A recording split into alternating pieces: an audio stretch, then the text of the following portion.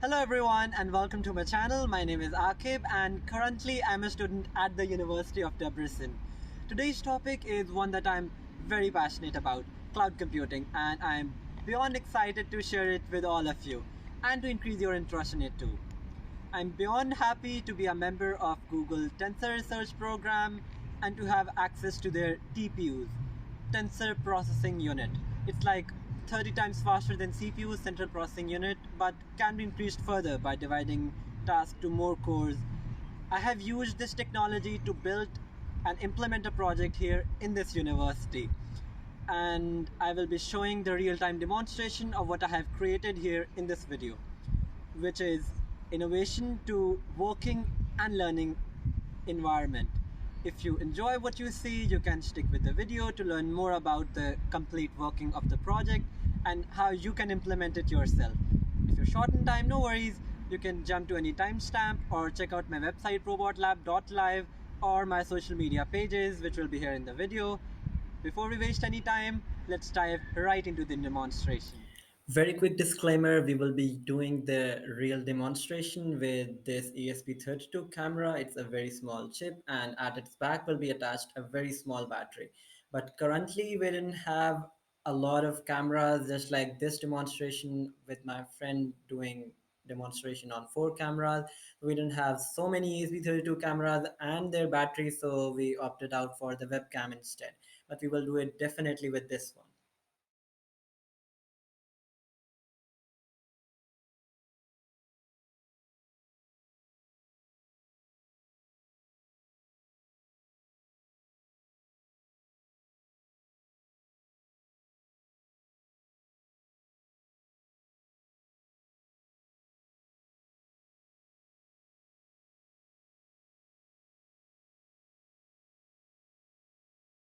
So this is the real-time database and it updates in real time as soon as the data enters. This updates. Actually, I wanted to add it in the previous video on that screen, but it was getting just so much messy adding everything on that screen and nothing was very much visible. So I thought better to do it this way. So I didn't came in the video, so object detection none, amount of light and everything was none. Some of my friends who came in the video, object detected none, their emotion, their amount of light, the first attendance time, the last attendance time, and the major name and total attendance time of state, etc. Their emotions, and one of my friend was holding a plastic water bottle, uh, and same with other friend, none emotions, and one of my friend was holding a metal water bottle. Actually we were just in a hurry so we just did it that this way, but I have added in more classification that you will see later on what those are. It's no secret that schools, universities, and companies don't often prioritize a lot the well being and facilities of who they imagine there's just one coffee vending machine in the whole of engineering campus, and the coffee machine takes about 1.5 minutes for the whole process of coffee making. Until now it's okay, but what if there's only a 10 minutes break and most of the students in a class of 50 want coffee during snowy winters? I don't think more than 7 could get coffee. Coincidentally, I recently came across a research paper entitled Using Emotional and Social Factors to Predict Student Success. In summary, a survey of 218 undergraduate students at a private Midwestern university revealed that the students' emotional health is significantly related to their GPA, meaning higher the stress levels, lower the GPA, lower the overall success, etc. You can find a link to the full research. Let me explain first what each term means. Cloud computing refers to remote computer accessed via the internet, managed by a host which may be me or you. And cloud powered refers to using cloud computing resources to run applications, store data, or deliver other services. Autonomous means having the freedom to act independently or without requiring human control. Attendance, emotion, eatable objects, and light detection mean as the name suggests. So, due to this, over the years, many ways have been developed around the world to increase the number of successful students and employers. I have combined and implemented a further development of one of the many ideas that are currently in the public domain. It's called fostering a better learning and working environment using cloud powered computing. So, this project combines four different ideas: attendance registration, emotion recognition, and eatable objects, and amount of light detection, which are all autonomously executed on the cloud. So this is the cloud computing project PowerPoint presentation I just made to help you better understand what's going on. You will find it in the description below. So this is the flowchart. These are two ESP32 cameras attached to the interior and exterior of a room. So these represent only one room. So you can add more according to various magnitudes. So these send data to a tunneling software. Tunneling software is something that transmits data between two devices. One is connected to a different network and the other is connected to a different network. So a tunneling software then sends data to the Google Cloud computer. So the Google Cloud computer sends data to the graphical user interface displaying software, which will be accessed by us. Then the Google Cloud computer will send data to the database, so database can store it.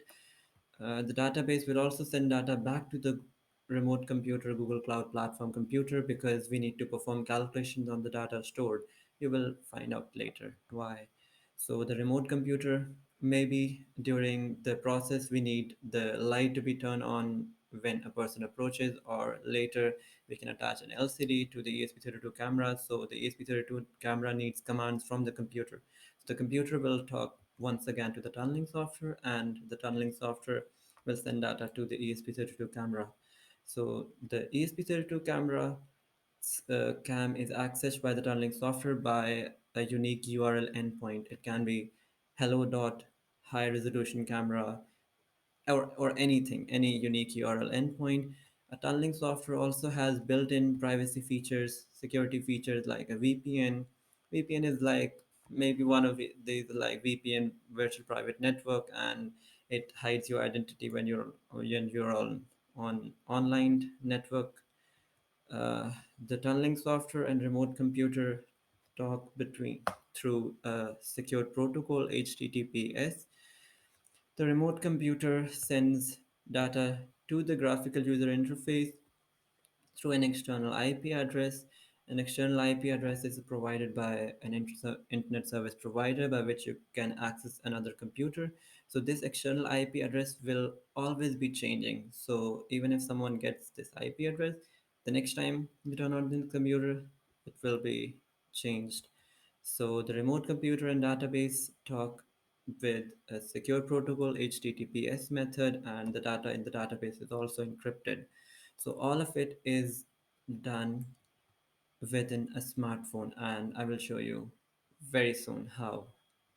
So these are some of the definitions you can see, and if you want to know more about anything. So how I've implemented it and how you can implement it.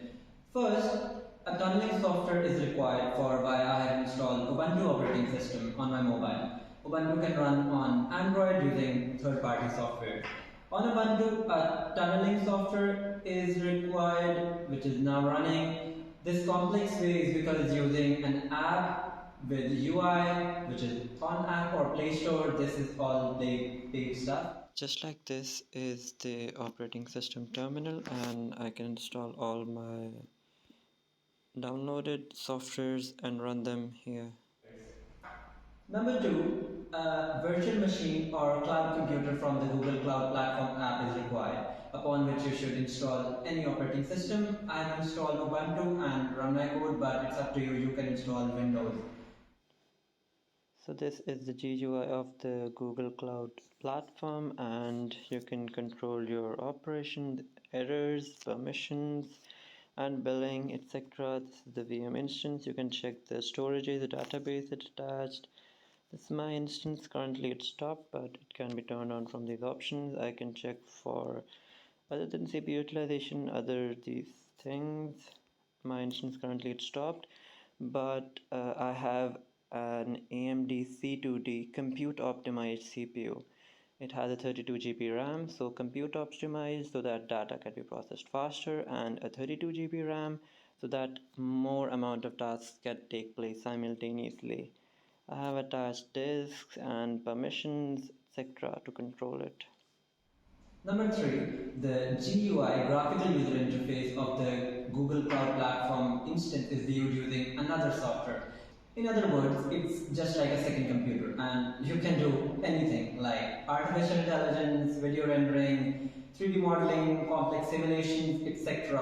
All from your mobile or whatever platform device you choose. So this is the GUI of the computer which is running in Google servers in cloud platform. So this is like the system monitor. You can see different stuff, my codes, I can run it from here, web browser.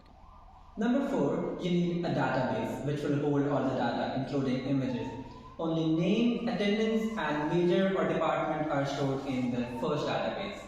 For those who don't like targeting specific students or employers, entrance time, exit time, the time of stay, gender, emotion, entrance, exit emotion, amount of light in the room, and the refreshment items people are holding are all stored in a separate database. So actually the mobile app version of the Firebase, this database, it works perfectly in vertical mode. It shows all these details, but it doesn't work perfectly in horizontal mode. I don't know why, for some reason. So I just use my laptop to showcase it. These are the images which are stored. This is just my. So these images are used to assign a unique ID to all of the people, and their gender is also classified autonomously and added in this database, and then the computer will add the details, and these are the details as you saw earlier. Fifth, you need to create and train a custom model specifically for you, for which I have used the Google TPU tensor processing units available to me, and they made training insanely faster. Just like the refreshment items, for the refreshment items I got from my university, because the available models on the internet do not include these object detections. And generally, the fewer the object types, the faster and more accurate the prediction is. So this is the home screen of my Ubuntu computer, and this is the folder from where I trained the model, and these are the training validations and testings. Let's go into training and see all of these classes. They can be increased, and let's go into like Metro water bottle, and these are all the water bottles, etc, etc, different colors stuff. So you guys can also help me out in adding more classes and adding more images of those classes. After closing the program, it automatically analyzes the database and generates deductions based on various factors. For instance, it calculates the average time spent by a student or employee in a particular room or work area, the impact of a 10-minute break or longer break on their emotions, and their preference for different refreshment items. It even identifies items that people bring into the room but generally do not consume, potentially due to lack of time or mood, etc. All of these deductions are specific to gender, as both genders have different preferences. So why are these deductions necessary? They help the administration understand what types of food and drink items students and employees prefer, whose menu needs to be increased, like increased halal food menu for Muslims, and which ones make them feel happy or at least neutral. Based on this all information, the administration can work on providing more facilities for those food items in case students or employees may feel tired, sad, or sleepy due to various factors such as limited break time, unengaging teaching styles, or poorly lit workspaces, etc. By collecting this data autonomously without requiring human intervention, the program can help identify such issues and suggest ways to address them. Anyways, it is worth noting that this is just the first prototype, and there are many more developments to come. As the project evolves, there will be opportunities to expand the range of deductions or train the object detection model on additional items, and later become a valuable tool for enhancing productivity and well-being in various settings and various magnitudes. Enthusiastic programmers are welcome to contribute to the project and help improve it further. I understand that all these long processes, everyone cannot do it, and it takes a lot of time to set up completely. Therefore, in the very near future, I plan to use mobile device for all kinds of detection utilizing both front and their back cameras. As mobile devices have ample computing power, there is no need for any external device or resources. All necessary softwares will be installed on the device, so there will be no need for any additional hardware or extensive setup, etc. Using a door holder, the mobile device can be placed and utilized to detect various activities and processes.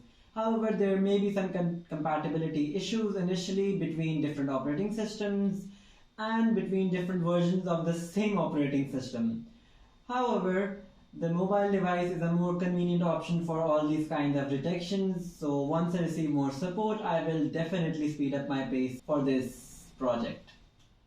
Finally, if you have any questions or would like to get involved, please feel free to reach me out, and I hope you enjoyed watching it as much as I have enjoyed creating it. And thanks to all my classmates who helped me in many ways in bringing this project up to social media. And finally, I hope to see you all in the next video very soon. Up till that time, bye!